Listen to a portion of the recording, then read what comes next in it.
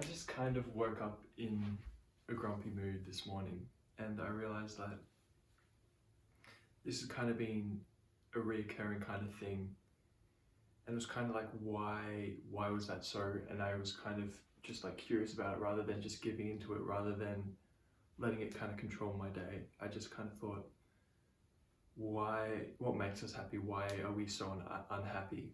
And it kind of made me think about lots of the things that I've been talking about before. Like when you want something, that kind of creates this discrepancy between where you are and what you want, and then that becomes like your set point of comparison for your daily life and everything that you go across, and it just makes you lose touch with the present moment, and everything feels so much more worse because you're comparing against something that is so much more bigger, something that's so much more grand. And this is like a trap that we kind of fall into, where we're always wanting more and more and more, and we adapt to whatever situation that we have at the moment. We get used to the things that we buy, the things that we think will make us happy, and then we want more and more, and it's just kind of goes on in this cycle. And one thing that I want to say is hedonic adaptation doesn't have to be a bad thing. Like, if you can get used to some things in a bad kind of way, then you can get them in a good way. So what I'm trying to say is that you can get used to eating a salad instead of something else. You can get used to just these other things. You can get used to, for example, reading instead of watching YouTube. You know, you can get used to these things. Our brains will adapt to it. Our bodies will adapt to these sorts of things. It can be used in a good way. But another thing that I realized I was doing was not having gratitude and savoring the moments that I had. I was always kind of wanting something more. And not just wanting more, but feeling deeply unsatisfied because I felt like I needed to have this sense of meaning, have this sense of doing something worthwhile and spending my time well, that I couldn't allow myself to enjoy any of the things in the moment. And that's not really a great way to live. And lots of the things that we think will make us happy actually don't make us happy. And I was going back over this course that's for free, The Science of Wellbeing, by Laurie Santos, a Yale professor. And this is probably the third time that I've gone back over it. And it really puts into perspective, like, a lot of the things that we think we want, we actually don't want. And the things that actually make us happy are kind of just these little things, like having gratitude, savoring them, thinking of what could be, you know, changing our comparison to what we want or what could be better, to kind of seeing like, oh, I have all these great things in my life that I should be grateful for and that I can kind of savor in the moment. And that it's not buying things. Buying things do increase our happiness to some sort of point. It's not having more money. It's just, there's a certain point where money does contribute to your happiness, but after that set point, it doesn't really have much of an impact. And with buying things, you know, you get used to them, hedonic adaptation. You kind of just become used to it, and that becomes the new norm, and it just becomes the thing that's just there, rather than this exciting thing that you kind of had or you wanted before you had it.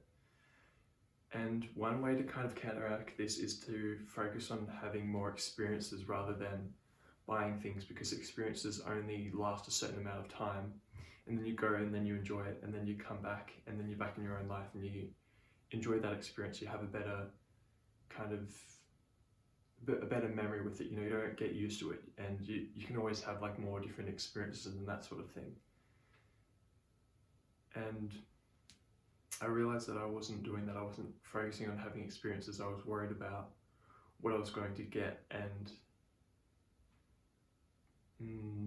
buying the things and having more things rather than enjoying the things that I had now and trying to enjoy the experiences that I had now. And this is kind of like the idea of life dysmorphia, where our lives are so great that we don't see it, and we're so conditioned to have more, to always be wanting more, to kind of live in this kind of pleasurable state and want more and want to be more. And especially with social media and all these comparisons that just make us want so much more and want us to have all these have all these things, and you know, you can't have a good life unless you have all these great things, you know, great body, a good job, a beautiful wife, loving kids, lots of money, you know, a certain type of car, all these sorts of things. And sure, those things can be great, but even the people that have them aren't really that happy. Like lots of celebrities, you know, they're like getting divorced all the time, they're buying all these things, they're not really that happy, they're not much happier than us. In fact, some of them are actually more unhappy than us.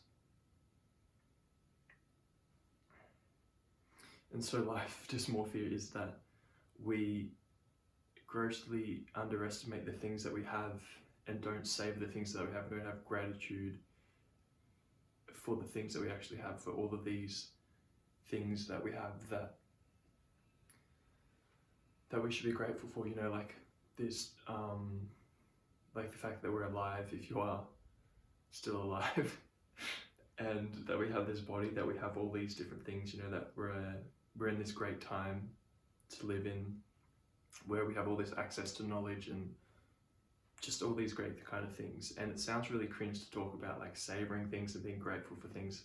It's really unsexy, and it's like gratitude, you know, it's like, oh, but I want these things, but I want more.